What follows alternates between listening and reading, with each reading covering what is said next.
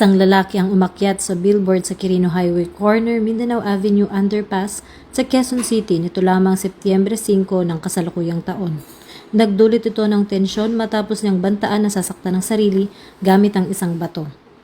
Mabilis naman na rumisponde ang mga pulis na pinamunuan ni Police Captain Darwin Pua.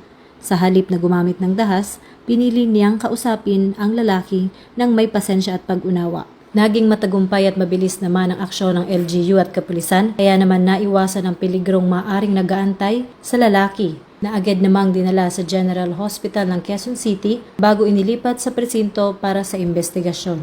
Pinuri naman ni Acting Chief PNP Police Lieutenant General Jose Melencio Nartatis Jr. ang ginawang malasakit ng mga pulis. Ayon sa kanya, hindi lamang pagpapatupad ng batas ang tungkulin ng pulis, kundi pati na rin ang pagligtas ng buhay. Muli, nananawagan ng PNP sa publiko maging mapagmatsyag at agad i-report ang ganitong mga sitwasyon sa mga otoridad. Para sa agarang tulong, tumawag sa 911.